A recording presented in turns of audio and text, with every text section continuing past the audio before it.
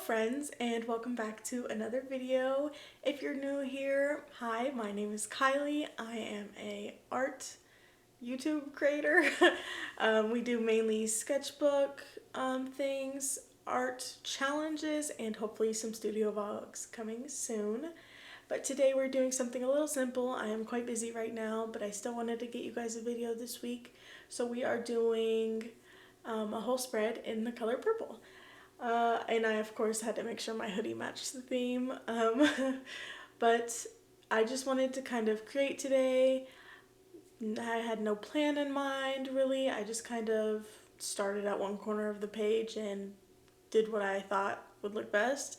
And this is how I usually go about sketchbooking. I don't know about you guys, but for me sketchbooking is either a creative outlet just to I feel like drawing that day, I'll just throw something on the page, or it's to try something new. So yeah, that's how I use my sketchbook mainly, as exploratory and an outlet as well when I don't feel like creating like a whole finished piece, but I want to create something, if that makes sense. But I went ahead and started this sketchbook spread with a portrait. Drawing people is one of my favorite things to draw, and I mainly draw portraits, if I'm being honest. But I, especially since I've done the 100 Heads challenge, have been trying to stylize my portraits a bit more and doing more stylized sketches rather than realistic. And I've been having a really good time with it, especially using just one colored pencil so I can't erase. You can erase a little bit with these colored pencils, but it will never be gone. You will always be able to see the line at least a little bit. So I do like picking up these pencils to sketch with a lot because it helps with my perfectionism, and it makes drawing go a bit faster rather than me erasing and redrawing a lot. So yeah. This is just a reference I found on Pinterest, as is most things I draw. Pinterest is literally my favorite. I love it. But I really liked this girl's hair. She had her hair swirled right on her cheekbone right there. And I just really liked the way that looked. I wish I would have made it to where you could see her hair because it's the silhouette of her hair was really cool, but I just didn't give myself enough room, unfortunately. That is the slight con of not planning ahead, but it's okay. I don't mind that much. But I really liked this portrait, and then I almost filled the whole page with portraits, but I wanted to draw some other stuff and make sure I'm practicing doing other things as well, so that's why this is the only portrait on the page. The other person is kind of half body, and that's what I'll draw next. But yeah, I added some simple shading on her. Just wanted to make her skin have texture. I didn't want it to just be the color of the page. And then I like I said, I really did enjoy drawing her hair and the silhouette of her hair, so I didn't really want to color that in and ruin what I had going there. So yeah.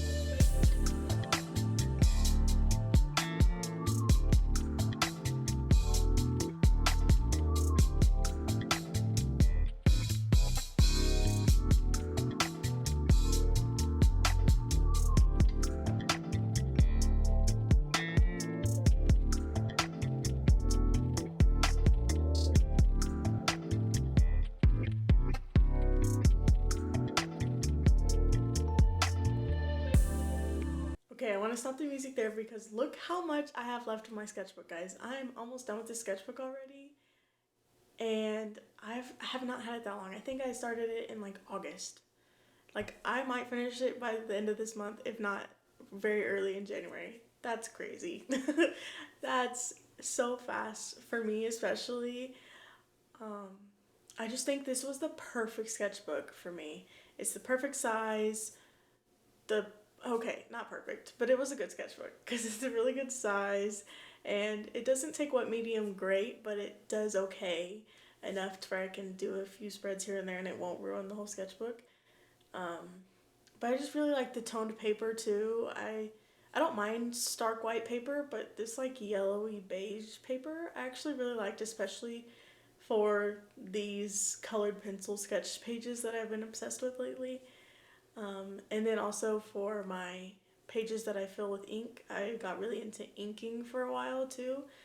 Doing just straight up pen drawings. So yeah, I really enjoyed this sketchbook, and I think the size is one of the biggest reasons that I've been able to do this so quickly, because it's not humongous and overwhelming to look at, and I can also pack it in my purse and take it wherever I want if I want to take it with me somewhere. So yeah.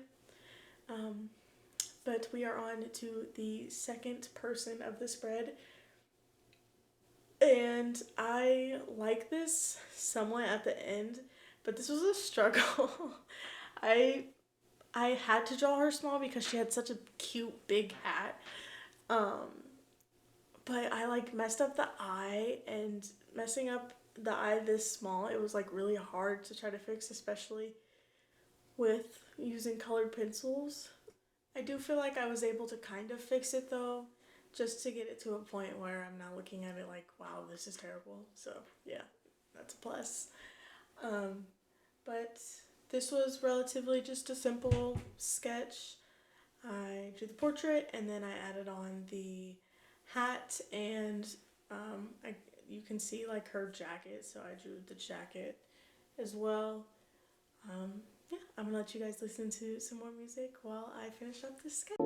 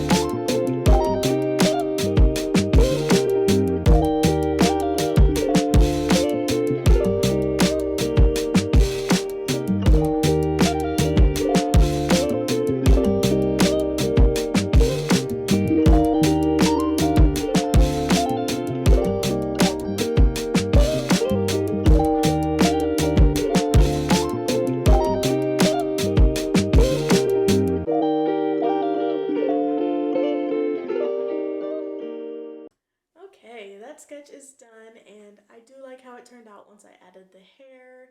That was something that was not originally in the reference photo, but I feel like it really brought it together and helped with the silhouette of this sketch.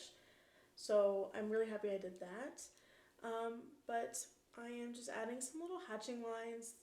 I had like this idea to like have it flow through the page, and I I don't not like it, but it isn't how I wanted. This is not what I originally thought it was gonna look like. But that's okay because it's just a sketchbook, so it's no big deal. And in this bottom corner, I decided to do a still life. I haven't done one in a while, and I just wanted to, refresh my memory of like practicing value and shape. So, yeah. It was pretty fun. I liked blending with the use of just the two purples.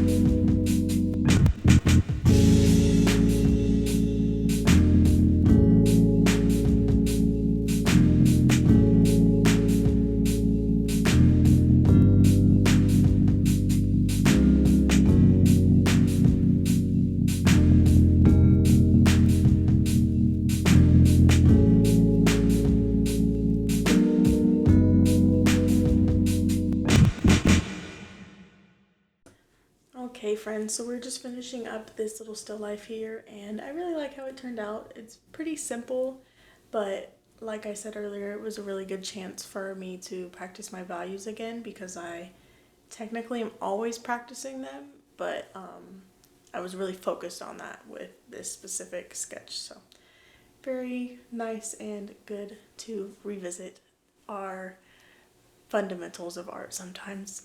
Um, For the last, well not last sketch, but one of the last sketches here on the spread, I really wanted to draw some kind of purple flower.